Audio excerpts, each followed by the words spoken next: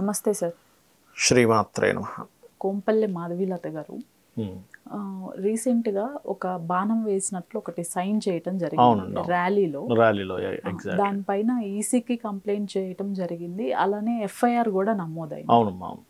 తనకి తర్వాత దీనివల్ల ఏవైనా ప్రాబ్లమ్స్ ఏమైనా ఫేస్ చేసే అవకాశం ఉందా సార్? తప్పకుండా మంచి ప్రశ్న వేశారు. ఎందుకంటే దీనికి ఆవిడ డేట్ ఆఫ్ బర్త్ మన దగ్గర లేదు.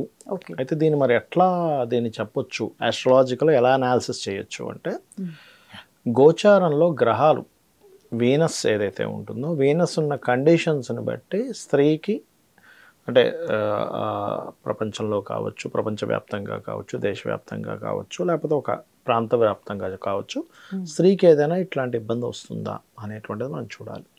సేమ్ క్వశ్చన్ నాకు మన ఒకతను ఇట్లాగే అడిగాడు ఒకసారి. ఇది శుక్రుడు ఈ కుజుడు దగ్గరికి వెళ్ళే టైంలో మన కవిత గారిది తెలుసు కదండి, కవిత కేసీఆర్ వాళ్ళ అమ్మాయి. ఆవిడ మరి అంటున్నారు అరెస్ట్ అవుతుందా అంటే, శుక్రుడు కుజుడు దగ్గరికి వెళ్తున్నాడు, పాపగ్రహాలతో ఉన్నాడు, అరెస్ట్ అవుతుందని చెప్పాను అప్పుడు. ఎందుకు అంటే శుక్రుడి స్త్రీ, ఆస్ట్రాలజికల్గా ఏంటంటే శుక్రుడు స్త్రీ కారకుడు, కుజుడు అంటే పోలీసులు, శని అంటే కర్మ ఉంది అని అర్థం అనమాట. కర్మకారకుడు అండ్ పోలీస్ కారకుడు శుక్రుణ్ణి కనెక్ట్ అయి ఉన్నాయి. అంటే ఏమిటి, ఈ జాతకురాలికి ఇప్పుడు మాట్లాడుకుంటున్న సమయం పరంగా this is happening, going to happen అని మనం ఒక ప్రిడిక్షన్ ఇవ్వచ్చు. ఇప్పుడు మీరు అడిగిన ప్రశ్న పరంగా ఈరోజు ఉన్నటువంటి గ్రహస్థితి శుక్రుడు కుజుడితో లేడు.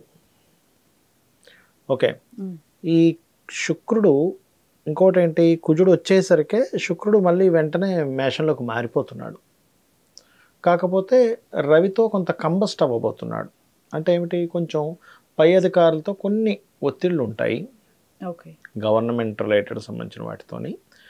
కాకపోతే ఈ కేసు ద్వారా ఇవిడేదో జైలుకి వెళ్ళిపోవడము, కవితలాగా జైలు ఇప్పుడు నాన్ బెయిలబుల్ ఇదన్నారు దాన్ని, అలా నాన్ బెయిలబుల్ కాబట్టి బెయిల్ రాని పరిస్థితిలోకి వెళ్ళిపోవడం అట్లాంటిది ఏమీ జరగదు అనేటువంటిది మాత్రం చూపిస్తుంది.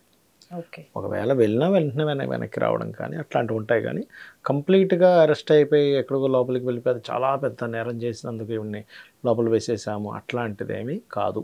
ఒకవేళ ఏదైనా కేసు అయినా కూడా ఇప్పుడు దానికి నేను మామూలుగా యాక్చువల్గా ఆ రోజు జరిగింది ఏమిటంటే, ఒక బాణం తీసి ఆకాశానికి వేసింది, ఈ కెమెరామెన్ ఇట్లా తిప్పి దానికి వేసింది అన్నట్టుగా చూపించాడు. ఆకాశానికి ఎందుకు వేసింది, వాళ్ళది అపోజిషన్ వాళ్ళది పతంగి గుర్తు కాబట్టి, పతంగి ఆకాశంలో ఎగురుతుంటుంది కాబట్టి ఆకాశంలో ఉండి పతంగికి వేస్తున్నట్టుగా ఆవిడ వేసింది. దీన్ని ఏదో రకంగా ఈవిడ్ని డిఫేమ్ చేయాలి కదా అనేటువంటి దాంతో వాళ్ళు ఉంటారు. అది కామన్ రాజకీయాల్లో ఏంటంటే ఎక్కడ పాయింట్ దొరుకుతుందా, ఒక చెస్ గేమ్ లాంటిది, అవతల వాడు ఎక్కడే రాంగ్ స్టెప్ వేస్తాడా అని చెప్పి చూసి వాళ్ళు దాన్ని పట్టుకుంటూ ఉంటారు. కాబట్టి ఆ రకంగా ఇటు తిప్పి ఇగో ఈ మసీద్ మీదకి వేసినట్టుగా వేసింది అని చెప్పి దాన్ని కల్పన చేశారు దాన్ని మొత్తం. ఓకే, ఆ రకంగా జరిగింది. కానీ ప్రజెంట్ ఉన్నటువంటి కండిషన్ ఏదైతే ఉందో, ప్లానటరీ పొజిషన్స్ ఏవైతే ఉన్నాయో, శుక్రుడు మీనంలో ఉన్నా కూడా, కుజుడు వచ్చినా కూడా డిస్టెన్స్ చాలా ఎక్కువగా ఉంది. ఈ రెండు మధ్యనే రెండు గ్రహాలు ఉన్నాయి, అంటే రాహువు రవి ఉన్నాడు.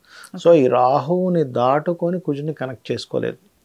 అంటే రవి అంటే ఏంటి, గవర్నమెంట్, కొంత గవర్నమెంట్ సపోర్ట్ కూడా దీనికి వస్తుంది. అయితే రాహు ఉన్నాడు మెయిన్గా, రవి మనకి మేషంలోకి వచ్చేసాడు కాబట్టి ప్రాబ్లం లేదు. సో రాహు ఉన్నాడు మెయిన్గా. ఈ రాహు ఎప్పుడైతే కుజుడికి శుక్రుడికి రాహు మధ్యలో ఉన్నాడో, ఈ కుజుడు క్రాస్ చేయలేడు రాహు దగ్గరికి, శుక్రుడి దగ్గరికి వెళ్ళడానికి. అంటే పోలీస్ రిలేటెడ్ సంబంధించింది ఇవన్నీ పెద్దగా ఏమీ బాధ పెట్టేది ఏమీ లేదు ఈ కేసు పరంగా అనేటువంటిది చాలా స్పష్టంగా ఇప్పుడున్న గ్రహస్థితి అనేటువంటిది సూచిస్తుంది. కాకపోతే ఇది క్రోధినామ సంవత్సరం. మనం ఆ రోజు ఇది ఆల్రెడీ డిసెంబరు జనవరి టైమ్స్లోనే మనం ప్రిడిక్ట్ చేసుకున్నాం, రాబోయే గ్రహస్థితి అంతా కూడా కుజుడు శని రాహు ఈ కాంబినేషన్స్లో ఉన్నాయి కాబట్టి ఈ భూకంపాలని, విపరీతమైన వర్షాలు కానివ్వండి, విపరీతంగా ఈ గొడవలు కానివ్వండి, ఒకరి మీద ఒకరు ఏదో ఒక, ఇప్పుడు ఓన్లీ లోకంలోనే కాదు ఇళ్ళల్లో కూడా కొంత కోప స్వభావం పెరుగుతూ ఉంటుంది, ఆఫీస్లో కానీ మనుషుల మధ్యన కానీ. ఈ కుజుడు కదా అధిపతి, అందుకని ఈ కారకత్వం ఎక్కువగా ఉంటుంది. కాకపోతే కుజుడు అధిపతి అయినందుకు కొంచెం ఈ మిలిటరీ వాళ్ళు, పోలీసు వాళ్ళ ప్రభావం కూడా ఎక్కువగా ఉంటుంది. సో అందుకని కొంచెం ఇట్లాంటి కేసులు పెట్టడం కానీ, ఒకరి మీద ఒకరు కేసెస్ పెట్టుకోవడం కానీ పెరుగుతూ ఉంటాయమ్మా ఈ క్రోధినామ సంవత్సరంలో. అధిపతి కుజుడయ్యాడు, రాజు కుజుడయ్యాడు కాబట్టి. సో అందుకని ఇట్లా జరుగుతుంది. కానీ ఈవిడికి ప్రత్యేకంగా ఇప్పుడు మనం వేసిన ప్రశ్న పరంగా అయితే పెద్దగా ఏమి దానివల్ల వచ్చే నష్టం ఏమీ చూపించట్లేదు. ఓకే. క్లియర్. ఎందుకంటే శుభగ్రహాలతో వెళ్ళి కలవబోతున్నాడు కాబట్టి, అంటే ఒక సేఫ్ జోన్లోకి వెళ్తున్నాడు శుక్రుడు. So don't worry. ఓకే. ఇంకోటి ఏంటంటే మనకి గ్రహాలు మారుతుంటాయమ్మా. చూడండి, మనకి మొన్న ఎప్పుడైతే 14 మనకి 24వ తేదీ 23, 24 తేదీల్లో కుజుడు ఎప్పుడైతే మారాడో మనం చూసినట్లయితే కొంచెం కుజుడు ఉద్రేకానికి కారకుడు. ఉద్రేకానికి కారకుడు ఎప్పుడైతే రాహుతో కనెక్ట్ అయ్యాడో మీన రాశిలోకి వెళ్ళి, ప్రతి ఒక్కరిలోని ఒక ఫైరీ నేచర్ అనేది పెరుగుతూ ఉంటుంది. మీరు మారిన రోజు మీరు కనుక గమనించినట్లయితే మన మోడీ పిఎం గారు కూడా ఒక మాట, అంటే అతను ప్రసంగంలో కొంచెం అగ్రెసివ్గా కొంచెం ప్రసంగం చేశారని కొన్ని ఛానల్స్ దాన్ని చూపించడం జరిగింది. అంటే ఏమిటంటే ఎప్పుడైనా ఒక ప్లానెట్ మారుతున్నప్పుడు ఒక రాశి నుంచి ఒక రాశిలోకి మారుతుంటాయి ప్లానెట్స్. అంటే చంద్రుడు ఒక 2.5 డే, రవి ఒక 1 మంత్, ఈ బుధుడు శుక్రుడు 25 డేస్లో మారుతూ ఉంటారు, కుజుడు 45 డేస్లో మారుతూ ఉంటాడు.